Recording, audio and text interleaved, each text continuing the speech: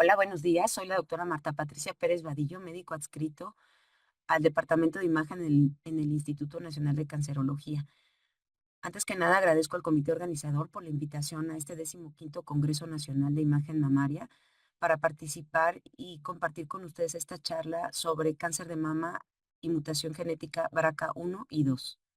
Hemos escuchado mucho acerca del cáncer de mama, el cual ha sido durante décadas un problema de salud en México y en el mundo, dado su origen multifactorial, implicados factores de riesgo ambientales, hormonales, reproductivos, hereditarios, entre otros. La mayoría de los cánceres de mama son esporádicos, es decir, que se representan en personas sin antecedentes familiares o sin una predisposición genética hereditaria, representando estos entre el 80 y 85% de todos los casos.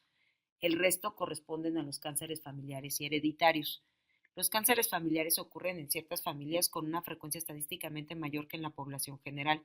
No exhiben un patrón de herencia específico ni tienen una edad de aparición específica y se caracterizan por presentar la misma patología en todos los familiares de la misma línea genética, mientras que los cánceres hereditarios ocurren con mayor frecuencia como resultado de mutaciones genéticas, la mayoría con un patrón de transmisión autosómico dominante, manifestándose en pacientes jóvenes y se presentan en familiares de la misma línea con diferentes y múltiples tipos de tumores. El principal ejemplo es el síndrome hereditario mama-ovario, donde existe mutación en la línea germinal de los genes BRCA1 y BRCA2, motivo de la charla de hoy. Desde hace varias décadas se sospechaba la existencia de factores hereditarios que aumentaban el riesgo de cáncer, los cuales actualmente son denominados genes de predisposición a cáncer. La mayoría son genes supresores de tumores y presentan una pérdida de la función causada por mutaciones que contribuyen a la oncogénesis. Esto último debido a que sus funciones están relacionadas con la reparación del DNA y el ciclo celular. En cuanto al cáncer de mama, BRCA1 y BRCA2 han sido hasta el momento los genes de predisposición de mayor relevancia. De ahí su nombre. Se identificaron y se dieron a conocer en la década de los 90.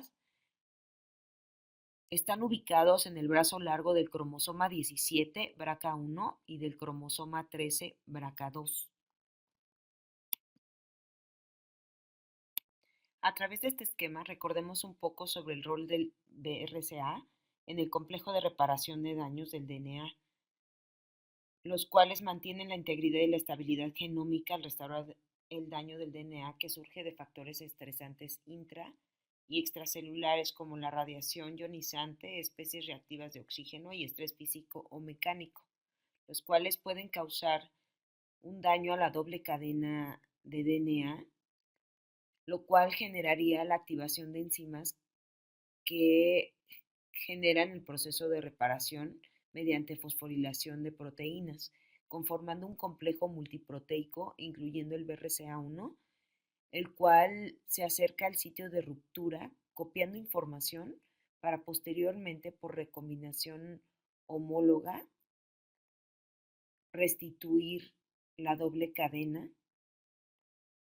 La falta de un alelo o bien la mutación de BRCA conduce a una deficiencia en la reparación de esta doble cadena. En esta situación, la célula utiliza mecanismos más propensos a errores, lo que conduce a su vez a una mayor inestabilidad genómica. Las variantes patogénicas y otras alteraciones de los genes BRCA1 y BRCA2 se han asociado con un mayor riesgo de desarrollar cáncer, principalmente mama y ovario. En el caso de cáncer de mama, mientras la incidencia en la población general de mujeres es de entre 10 y 12%, el riesgo para las que tienen mutación en BRCA1 o 2 aumenta desde un 40 hasta un 80%, y en varones desde menos 1% hasta 10%, con una posibilidad mucho más elevada de padecer un segundo tumor de cáncer de mama a lo largo de su historia de vida. Las mutaciones en BRCA1 y 2 son heredadas de forma autosómica dominante, lo que quiere decir que los familiares de un individuo afectado tienen un riesgo del 50% de tener la misma mutación genética. Las mutaciones de novo son sumamente raras. Estas mutaciones son mutaciones de la línea germinal que no están ligadas al sexo y pueden transmitirse por igual de cualquiera de los padres. Para que el cáncer se genere están implicados muchos más factores como la penetrancia de las mutaciones, el género y la edad. Las personas afectadas tienen un mayor riesgo de padecer enfermedad bilateral, multifocal y aparición de cáncer a una edad más temprana, así como de agrupaciones Poco comunes de cánceres incluidos cáncer de páncreas, melanoma, colangiocarcinoma y cáncer de próstata. El varón es portador silencioso de las mutaciones de BRCA1 y 2, y eso quiere decir que si bien algunos tienen cáncer de mama y es condición suficiente para indicar el estudio genético, la mayoría de los portadores no tienen manifestación oncológica. Se ha informado que la prevalencia de estas mutaciones varía de 1 en 400 a 800 individuos en la población general. Sin embargo, ciertas poblaciones tienen una mayor incidencia, particularmente aquellas con ascendencia judía askenazí, donde se afecta a 1 de cada 40 individuos. Existen algunas diferencias clínicas entre BRCA1 y BRCA2. Los metaanálisis han revelado riesgo de cáncer de mama del 55 al 70% para las portadoras en BRCA1 y del 40 al 70% para portadoras en BRCA2. Los riesgos de cáncer de ovario informados para las portadoras BRCA1 es del 45% y 15 a 20% para portadoras BRCA2. Gaudet y colaboradores realizaron estudios en los que se demostró que al alcanzar 80 años, este riesgo aumenta drásticamente al 81% para cáncer de mama y más del 63% para cáncer de ovario, en portadoras de mutación BRCA1, y llegaría a ser más del 83% para cáncer de mama en portadoras BRCA2. Sin embargo, el riesgo absoluto puede variar en función de la mutación específica, etnia y género, ya que como vemos en la tabla hay un incremento en la probabilidad de cáncer también en hombres, aunque una tasa mucho menor que en mujeres. El mayor riesgo relativo de cáncer se observa antes de los 50 años, especialmente en portadoras de mutación BRCA1. Los portadores de estas mutaciones también tienen un mayor riesgo de padecer otros cánceres como páncreas, melanoma y próstata en portadores masculinos, así como en tubo digestivo, incluyendo vía biliar y esófago, aunque en un porcentaje mucho menor. Momosaba y colaboradores realizaron una publicación en 2022 en la revista JAMA, donde demostraron que las variantes patogénicas en BRCA1 se asocian significativamente con un mayor riesgo de 5 tipos de cáncer: ovario, mama femenina, vía biliar, gástrico y páncreas, mientras que las variantes patogénicas en BRCA2 se asocian con un mayor riesgo de 7 tipos de cáncer: cáncer de mama femenina y masculina, gástrico, ovario, páncreas, próstata y esófago, observando mayor riesgo acumulado en mama seguido de ovario y gástrico en BRCA1, mientras que para BRCA2 se observa mayor riesgo acumulado en mama seguido de próstata y ovario, llamando además la atención el aumento progresivo del riesgo a edades mayores en caso de páncreas, próstata, gástrico y vías biliares, con un comportamiento completamente distinto en mama y ovario, donde el riesgo aumenta a edades cada vez más tempranas. Los avances recientes en la genética del cáncer han llevado a una mayor conciencia de la evaluación personalizada del riesgo en la prevención primaria del cáncer. Los pacientes con alto riesgo pueden calificar para protocolos intensivos de detección del cáncer o se les puede ofrecer medidas preventivas después de ser remitidos a pruebas genéticas formales. Una evaluación precisa del riesgo requiere obtener antecedentes familiares, médicos, quirúrgicos detallados del paciente, así como una comprensión clara de las diferencias entre los modelos de predicción de riesgo clínicamente disponibles y la ciencia en evolución detrás de los factores de riesgo para cáncer de mama y ovario. Por lo tanto, las organizaciones profesionales recomiendan que solo los profesionales de salud con experiencia en genética deben realizar la evaluación de riesgo para asesoría adecuada de pacientes y minimizar los daños. En las últimas 2 décadas han estado clínicamente disponibles algunos modelos de predicción de riesgo con distintos grados de precisión y validación discriminatoria. Estos modelos se pueden clasificar en 2 grupos según su predicción de resultados: los modelos que predicen el riesgo de portar una mutación genética perjudicial como BRCA1 y BRCA2, o los modelos que predicen el riesgo de desarrollar cáncer de mama con el tiempo, con o sin una mutación genética. Actualmente todos los modelos disponibles tienen limitaciones y no hay consenso sobre qué modelo realizar. El Colegio Americano de Radiología recomienda el uso de modelos que incorporen antecedentes familiares de primero y segundo grado. Todos los esfuerzos de investigación para mejorar y validar la predicción de riesgos de estos modelos han incorporado biomarcadores genéticos y de imagen adicionales, como la densidad del tejido mamario, el realce parenquimatoso de fondo en la resonancia magnética o polimorfismos de un solo nucleótido en estudios sanguíneos. Estas variables de entrada suplementarias han demostrado resultados prometedores en la mejoría de la precisión de los modelos actuales. En pantalla vemos algunos de estos modelos. para su conocimiento. Con esta información, entonces, ¿cuándo debemos referir a un paciente a valoración genética? Pues cuando tengamos un paciente con al menos uno de estos criterios que ven en pantalla, como cáncer de ovario o mama con susceptibilidad genética conocida personal o familiar, cáncer de mama en menores de 50 años, triple negativo, con más de dos primarios, familiares en primero, segundo, tercer grado con cáncer de mama, ovario, próstata o cáncer de páncreas, cáncer masculino, ascendencia askenazi, historia familiar o individual de tres o más cánceres en familiares menores de 50 años como mama, páncreas, próstata, entre otros. Una vez identificados los pacientes de alto riesgo para cáncer de mama, deben ser sometidos a screening o tamizaje radiológico a través de mastografía y o resonancia magnética anual, iniciando a los 25-30 años en caso de antecedente genético tipo BRCA1 o 2, o bien mastografía y resonancia magnética de inicio 10 años antes de la edad del diagnóstico del pariente afectado más joven, no antes de los 30 años de edad en caso de antecedente familiar, o bien mastografía y resonancia magnética anual en pacientes que recibieron radioterapia de manto o de tórax antes de los 30 años de edad, con dosis acumulada mayor a 10 grays, realizado 8 a 10 años después de la radiación, aunada a una evaluación clínica cada 6 a 12 meses.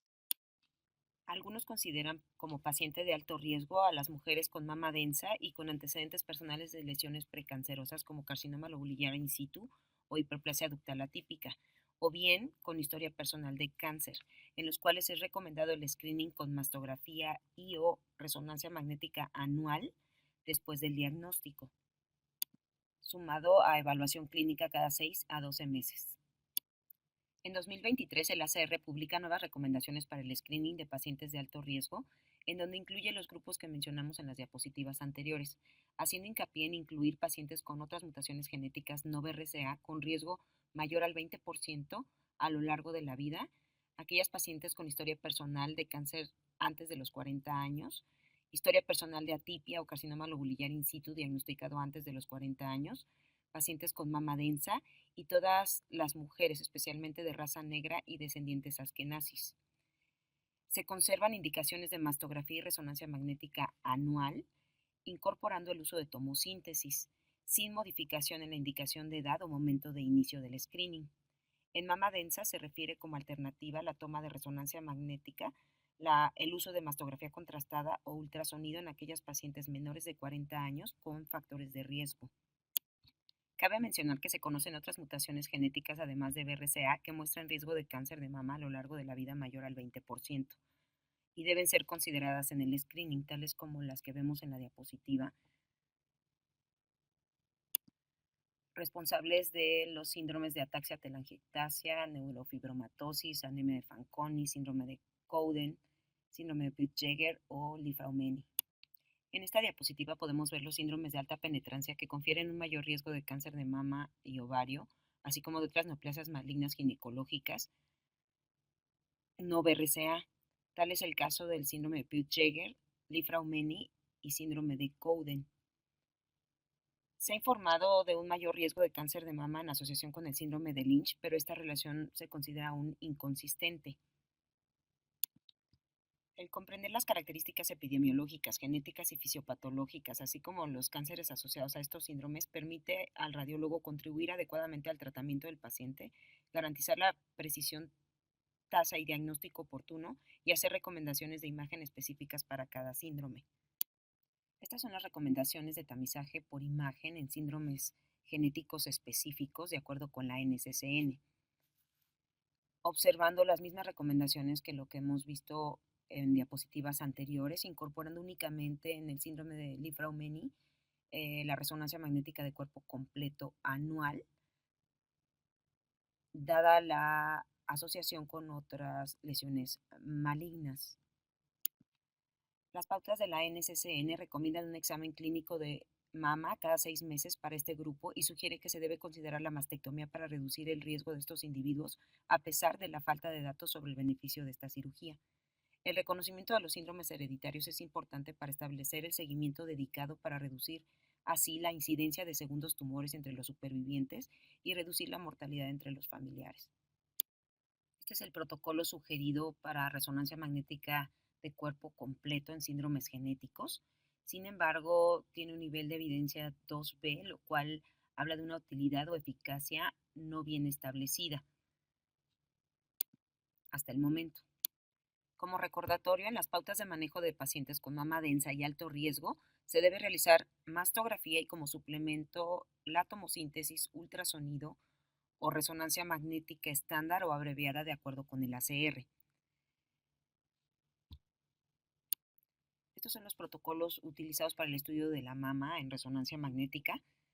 Cooley y colaboradores fueron los primeros en establecer que la resonancia magnética abreviada es tan efectiva como la resonancia magnética estándar para la detección del cáncer de mama. La inclusión de la secuencia potenciada en T2 en el protocolo abreviado dio como resultado un rendimiento diagnóstico comparable al del protocolo completo.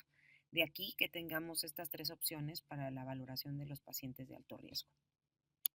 Aquí los resultados obtenidos en múltiples series mostrando una alta sensibilidad del protocolo estándar, alta especificidad del protocolo abreviado con T2 ponderado, observando que todos ellos muestran un alto valor predictivo negativo, lo que le confiere la utilidad en este tipo de pacientes. Y bien, hasta este momento hemos hablado de aquellas pacientes con sospecha de BRCA patogénico o riesgo genético para cáncer de mama. Pero ¿qué pasa con las pacientes que conocemos ya con la enfermedad, con el cáncer de mama? ¿Cómo podríamos identificar que estamos frente a una paciente que pudiera tener el riesgo de mutación genética o variantes patogénicas, independientemente de sus antecedentes familiares? Pues bien, existen múltiples estudios que han identificado que las características clínicas e histopatológicas de los cánceres de mama asociados con estas dos mutaciones genéticas no son uniformes, de tal manera que existen características específicas u orientadoras de BRCA1 y otras de BRCA2. En el caso de BRCA1, los carcinomas suelen mayormente ser carcinomas ductales infiltrantes poco diferenciados, a veces con características medulares típicas o atípicas, tumores con grandes áreas de necrosis e infiltrado linfocítico, generalmente triples negativos con comportamientos agresivos y mayor riesgo de metástasis, afectando principalmente mujeres jóvenes, mientras que los carcinomas asociados a BRCA2 afectan principalmente mujeres entre 50 y 65 años de edad. Son más frecuentemente carcinomas ductales invasores de moderada o pobremente diferenciados, sin predilección por ningún subtipo histológico o específico con características similares a los carcinomas esporádicos, es decir, los más frecuentes son luminales. Muestran una mayor prevalencia de carcinoma ductal in situ asociado. Este es un estudio publicado en la AJR donde se estudian las características clínico-patológicas de tumores en pacientes con BRCA1 y 2, observando coincidencia en el tipo histológico más frecuente, que es el carcinoma ductal infiltrante, con diferencias estadísticamente significativas en afectación ganglionar al momento del diagnóstico, siendo más frecuente en BRCA2. Grado histológico y subtipo molecular predominando, como ya habíamos mencionado, en BRCA1 triples negativos y en BRCA2 luminales B. En estudio comparativo entre los hallazgos mamográficos y ecográficos, coincidieron como forma más frecuente de presentación el nódulo, observando asociación con calcificaciones más frecuentemente en BRCA2. Sin embargo, los hallazgos con significancia estadística fueron únicamente los márgenes espiculados para BRCA2 en el estudio mastográfico y a la ecografía el refuerzo posterior en BRCA1. El resto de las características morfológicas no tuvieron diferencia estadísticamente significativa. Los cánceres de mama en mujeres con alto riesgo genético exhiben un grado nuclear más alto y se sabe que el grado del tumor y su apariencia morfológica en las modalidades de imagen están bien correlacionadas.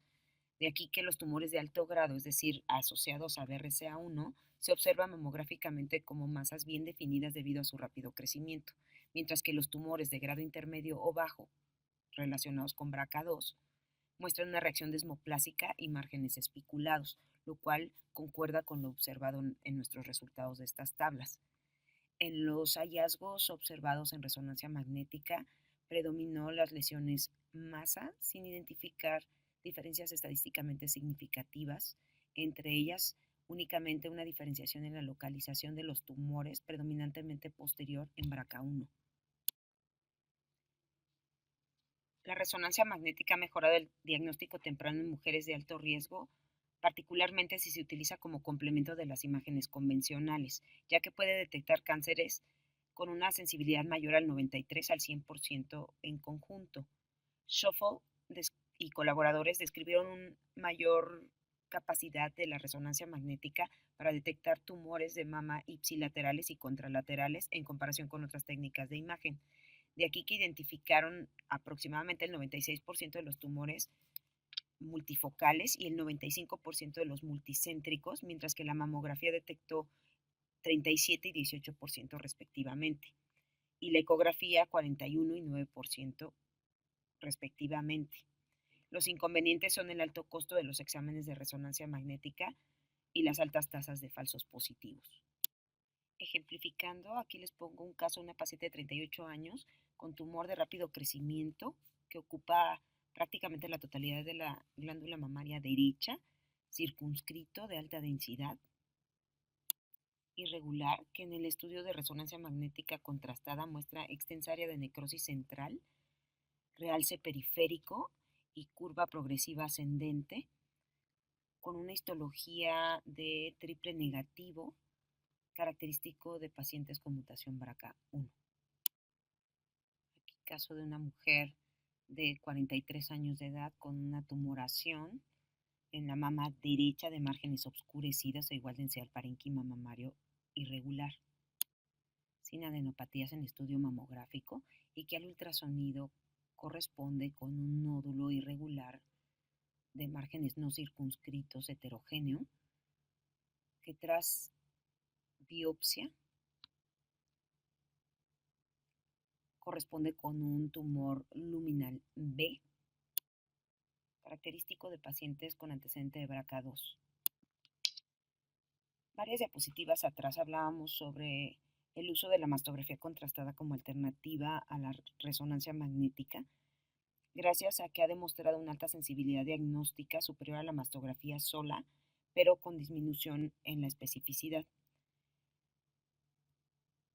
Ha mostrado tasas diagnósticas similares a la resonancia magnética en población general, con algunas desventajas, como es el riesgo de reacción al contraste, la limitación del campo de visión, ausencia de la aprobación por parte de la FDA para detección y la falta de capacidad para biopsia dirigida, además del aumento de la dosis de radiación.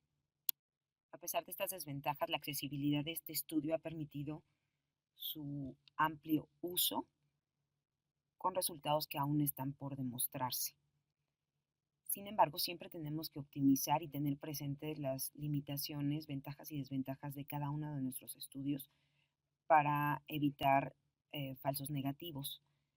Este es un ejemplo de una paciente con antecedente de BRCA2, su estudio de mastografía de tamizaje, observando predominio de tejido glandular en regiones retroareolares y tejido glandular accesorio axilar izquierdo, sin hallazgos considerados de sospecha. Al complementar el screening con resonancia magnética, se identifica un nódulo espiculado no identificado en estudio mamográfico que corresponde a un carcinoma ductal infiltrante. Debido a la alta sobrevida del cáncer de mama cuando es tratado en estadios tempranos, poder identificar a aquellas mujeres que poseen un alto riesgo a través de los exámenes genéticos tiene una implicación muy importante en cuanto a salud pública se refiere. Saber cuándo y a quién se le debe indicar una prueba genética y describir sus características particulares, medidas preventivas, seguimiento, vigilancia y tratamiento. De aquí que es importante seguir las últimas directrices de la NCCN de 2023, de las cuales hablamos diapositivas anteriores, con la finalidad de hacer recomendaciones de pruebas genéticas y valoración y consejo genético previo consentimiento informado. También es importante tener claro que si una persona es sana y no tiene antecedentes familiares, no corresponde realizar un estudio genético, ni tampoco en aquellas pacientes con un diagnóstico oncológico que no cumpla la totalidad de las características histológicas o por edad para sospecha de un diagnóstico o asociación genética. De manera muy general, estas pacientes pueden ser manejadas con terapias profilácticas, ya sea por quimioprevención o cirugía profiláctica. Con quimioprevención con tamoxifeno se ha demostrado una reducción de riesgo de adquirir cáncer de mama en portadoras de mutación BRCA que no desean extraer sus mamas en un 40-50%. La mastectomía bilateral logra generar una reducción de más del 90% del riesgo de adquirir cáncer, dependiendo del tipo de mastectomía que se realice. El uso de resonancia magnética mamaria preoperatoria para mastectomía profiláctica aún es controvertido. No existen directrices o recomendaciones establecidas. En resumen, ¿cuál es el seguimiento por imagen de pacientes con diagnóstico de BRCA1 o 2? Pues es la realización de tamizaje y examen clínico. Hablábamos del tamizaje con mastografía y resonancia magnética anual a partir de los 25 a 30 años de edad hasta los 75 años y examen clínico cada 6 a 12 meses iniciando a los 25 años. Con medidas de prevención, ya sea quirúrgicas o quimioprevención. En la última publicación de la NCCN sobre tamizaje de pacientes de alto riesgo con mutación BRCA, se refieren todos lo ya establecido y comentado a lo largo de la charla en pacientes femeninas. Sin embargo, es la primera ocasión en la que se menciona la necesidad de considerar mamografía anual de tamizaje en pacientes masculinos iniciando a los 50 años o 10 años antes del familiar con cáncer más temprano. Ya para terminar, es importante para mí comentarles que las pacientes con mutación BRCA1 y 2 sin intervención médica o quirúrgica profiláctica muestran una sobrevida por debajo del 31% para BRCA1 y del 13% para BRCA2. De aquí la importancia de la intervención de parte del grupo multidisciplinario para la mejora en la sobrevida de estas pacientes. Además, hoy día el uso de biomarcadores adecuados para el diagnóstico podría proporcionar información sobre la patogénesis del cáncer de mama y contribuir así a un manejo personalizado del cáncer y nuevos enfoques terapéuticos. Con eso terminamos esta charla. Muchas gracias por su atención y permanencia.